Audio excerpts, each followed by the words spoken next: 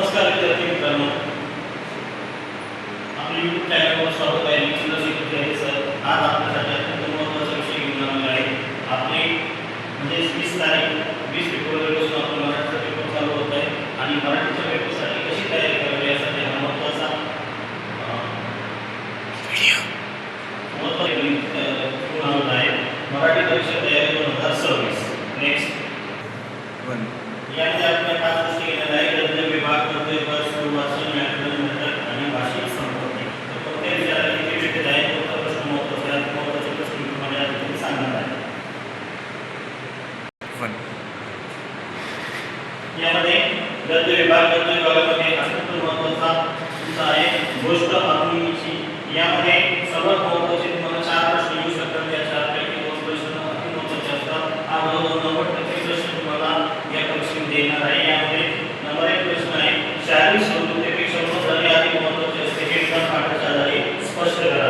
तुमचं स्वमत आहे, तुम्हाला वैयक्तिक मत त्यामध्ये मांडायचं आहे. त्यानंतर दुसरा प्रश्न आहे आधुनिकच्या विवेचनातून संघर्षातून तुम्हाला कोणता संदेश मिळतो.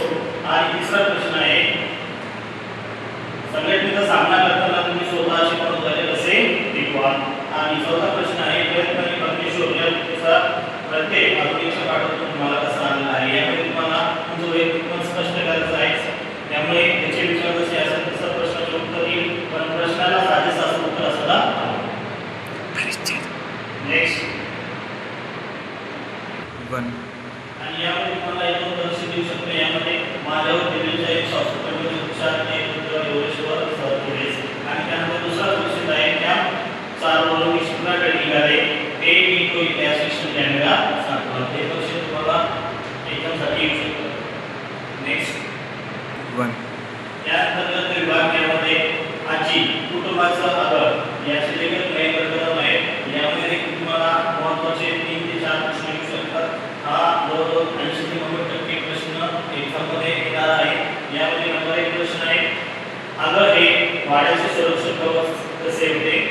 दुसरा प्रश्न आहे आजी म्हणजे कुटुंबाचा भक्कम आधार. पुढे विधान तुमच्या शब्दात स्पष्ट करायचं आहे. म्हणून पास आहे त्यामुळे तुमच्या शब्दामध्ये तुम्हाला मांडायचं आहे. फक्त आपल्या विचारशैलीची जशी असेल तसं उत्तर येईल. प्रश्नाला साधेसं उत्तर असायला हवं. त्यानंतर दुसरा प्रश्न एकत्र कुटुंब पद्धतीचे फायदे यावर तुमचे मत सविस्तर द्यायचे आहे. त्यानंतर तुमच्या आजी आजोबांसोबत घालवलेला एक आनंदाचा प्रसंग हा तुमच्या शब्दामध्ये तुम्हाला लिहायचा आहे. त्यानंतर यामध्ये मैदानी खेळाचे महत्त्व आणि आजच्या काळातील मोबाईलचे वेळ यावर तुमचे मत द्यायचे आहे. की मैदानी खेळामुळे विद्यार्थी सुदृढ होतो आणि आजचे विद्यार्थी हे मोबाईल घेऊन राहिलेले आहेत. तर या प्रश्नासाठी तुम्हाला तुमचं मत मांडायचं आहे. यामध्ये परीक्षेत पण असू शकतात आमची आजी म्हणजे गावाचा एक आधार होता, ते वाड्याचे घरच होते. हा परीक्षेत देखील येऊ शकतो. किंवा आमच्यातील मुली सुद्धा घरात थांबत नसतात, ते कुटुंब सरांकडे बघतात. तर हा परीक्षेत देखील तुम्हाला येऊ शकतो. नेक्स्ट गद्य विभाग. त्यानंतर गद्य विभाग यामध्ये घेतले त्याचे देखील डॉक्टर सुनील त्रिपाठी आहे. यामध्ये तुम्हाला 2 प्रश्न येऊ शकतात. अत्यंत महत्त्वाचं आहे. जवळजवळ 80% किंवा 90% हा प्रश्न विचारलेला असतो प्रत्येक एक्झाममध्ये. तर पहिला प्रश्न आहे यंत्रवाहनाची जागा घेऊ शकत नाही या विधानाशी तुम्ही सहमत आहात का. असं तसं आणि स्पष्ट करायचं आहे. तर असं कारण लिहायचं आहे. त्यानंतर दुसरा प्रश्न आहे यंत्रवाहनाची जागा घेऊ शकत नाही या विधानाशी तुम्ही सहमत आहात का. सहकार स्पष्ट करा. दुसरा प्रश्न आहे तंत्रज्ञानाचा अतिवापरामुळे मानवी संवेदनशीलता कशी कमी होत आहे यावर तुमचे विचार मांडा. आणि त्यानंतर तिसरा प्रश्न आहे हॉटेलमधील रोबोवेटर व मानवी वेटर यांच्या वागण्यातील फरक तुम्हाला त्याच्या आधारे स्पष्ट करायचा आहे. म्हणजे ज्या हॉटेलमध्ये रोबोवेटर असतो किंवा मानवी वेटर आहे या दोघांमधील फरक तुम्हाला त्यात स्पष्ट करायचा आहे. नेक्स्ट यानंतर आत्ताचे पत्र येथील आरोग्य जगताप आहे. यामध्ये देखील तुम्हाला 2 ते 3 प्रश्न येऊ शकतात.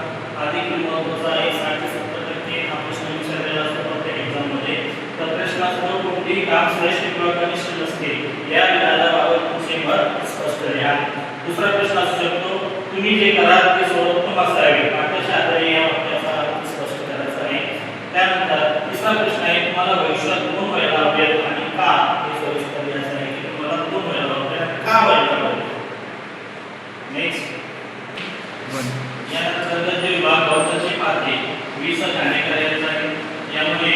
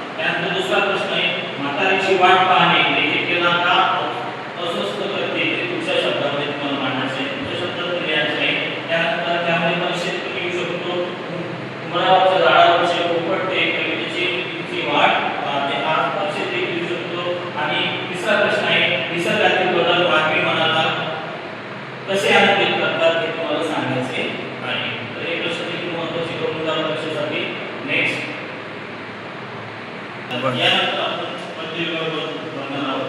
तर तुम्ही परत सांगतो आपण अगोदर ते बघितले आहे पाच. त्यामध्ये सर्वात महत्त्वाचा हा निधीचे आणि त्यानंतर आजची कुटुंबाचा आधार.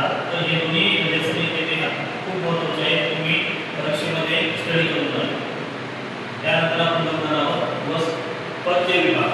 यामध्ये वस्तू यामध्ये महत्वाच्या गोळी काही रचनांसाठी असतात. वस्तूंना हक्काच्या घरात राहून दिले जात नाही तेव्हा त्यांना कृतज्ञतापूर्ण निरोपाचा हक्क द्यावा. त्यानंतर काव्य सौंदर्याचे होते वस्तू आणि माणूस यांच्यातील नाते स्पष्ट करा. योग्य वस्तूंना माणसासारखे भावना असतात. हा विचार तुम्हाला त्या ठिकाणी स्पष्ट करायचा आहे. योग्य वस्तू असतात त्यांना देखील भावना असतात. नेक्स्ट त्यानंतर उत्तम दर्शन संत रामदासांचं. यामध्ये काही महत्त्वाच्या गोळी आहेत ज्या रचनासाठी शकतात. सत्य मार्ग सोडू नये, असत्य पंथ घडू नये, कदा अभिमान घेऊ नये असल्याचा ह्या रचनासाठी तुम्हाला महत्त्व सोडू नये. त्यानंतर काही काव्य संदर्भ देखील तुम्हाला येऊ शकतात. आदर्श व्यक्तीची कोणती चार दशकांच्या शब्दात सांगा. आदर्श व्यक्ती मिळाले सत्य समाधानाचा तो चांगले सवयी असतात अशा व्यक्तीचे चार गोळी तुम्हाला त्या ठिकाणी मिळायच्या आहेत. नेक्स्ट त्यानंतर पद्य विभागात आश्वासन चित्र कवयित्री आहे दिवसा. तर त्या ठिकाणी कवयित्री आहे देखील तुम्ही पाठ करून द्यायचं आहे. यामध्ये देखील काही महत्त्वाच्या गोळी तुम्हाला करण्यासाठी येऊ शकतात. जसे जिथे खेळले जाते सारे खेळ एकत्र आणि भातुकीतील बाहेर पडून ती खेळ त्याला या ठिकाणी या गोळी करण्यासाठी येऊ शकतात. किंवा काव्य सौंदर्य म्हणून कविते प्रयुक्त झालेल्या स्त्री पुरुष समानतेचा विचार तुमच्या शब्दात तुम्हाला मांडायचा आहे की स्त्री पुरुष समानता कशा प्रकारे जोडली जाते. नेक्स्ट त्यानंतर दोन आणखी थोडेसे कवयित्री असावली लागले. तर हा प्रश्न यामध्ये 90% येण्याची शक्यता असते. यामध्ये महत्त्वाच्या गोळी करण्यासाठी उमेदीने जगाला वेळ लागते थोडेसे, दूध आणखी थोडेसे आणि असतेच पाण्याचा प्रवाह तुम्हाला स्पष्ट करायचा आहे. त्यानंतर काव्य सौंदर्य आहे. प्रयत्नांनी परमेश्वर हा विचार कवितेच्या आधारे तुम्हाला स्पष्ट करायचा आहे. यामध्ये जिद्द आणि सकारात्मकता शिकाठी त्या ठिकाणी तुम्हाला कवितेचे विचार द्यायचे आहे.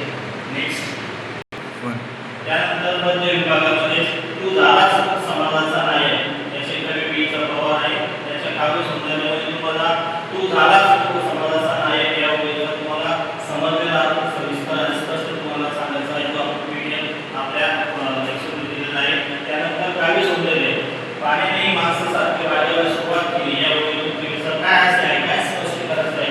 काय म्हणायचं आहे की पाण्याने माणसासारखे वाढायला सुरुवात केली पाहिजे. त्या ठिकाणी तुम्हाला स्पष्टीकरण द्यायचं आहे.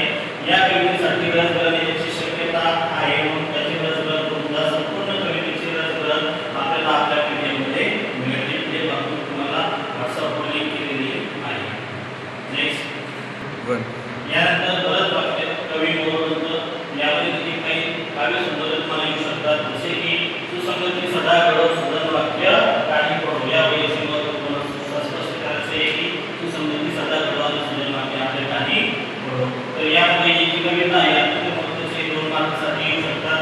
या कवितेमध्ये कवितेचा संदेश व कवितेचा जो विषय आहे ते अभ्यास करा आणि त्या तिन्ही गोष्टी आपल्याला पीडीएफमध्ये मिळून जातील. तर आपण त्या अभ्यासावर आपला जो सखोल असतात आपण पीडीएफ टाकलेला आहे त्याचा अभ्यास करतो. नेक्स्ट यानंतर आपण वस्तू वाचन. तत्पूर्वी आपण पद्य विभाग दिलेला आहे. त्याच्या सर्व पोएम ज्या कविता आहेत त्या सर्व कवितेचे रसग्रहण आहे. त्याचप्रमाणे काव्य सौंदर्य आहे तर ते आपण पाठ करून जायचं आहे. त्या भावार्थ आहे त्या कवितेचा तो समजून जायचा आहे. हे शक्यतो येण्याची दाट शक्यता असते. नेक्स्ट आहे स्थूल वाचन. या स्थूल वाचनमध्ये विपत्ती कोश आणि विरंगना. यामध्ये विपत्ती कोशमध्ये सर्वात महत्त्वाचा प्रश्न असतो हा 90% तुम्हाला येण्याची खात्री असते. विपत्ती कोशाचे कार्य स्पष्ट करा. सर्वात महत्त्वाचा प्रश्न आहे. त्याला डार्कनेस करा किंवा हा आयपी क्वेश्चन आहे. त्यानंतर विरंगना जिद्दी लेफ्टनंट स्वाती महाडिक यांच्याविषयी माहिती द्या. लेफ्टनंट स्वाती महाडिक यांच्या निर्धाराचा कोणता संदेश देतो हे आपल्याला स्पष्ट करायचं आहे. त्यानंतर दुसरा आहे प्रेम आणि आपुलकी या गोष्टींनी भरलेले पुन्हा स्वग्रही गाण्यास तयार होतात. या पाठाच्या आधारे तुम्हाला स्पष्ट करायचे आहे.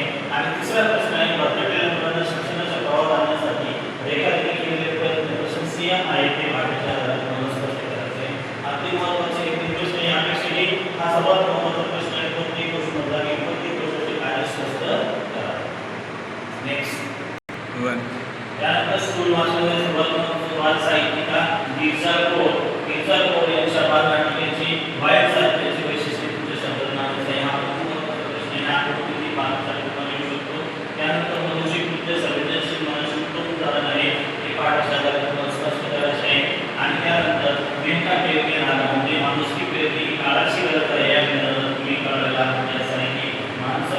का गरज आहे, माणूस किती तयार झालेली आहे यासाठी तुम्हाला स्पष्टीकरण द्यायचं आहे.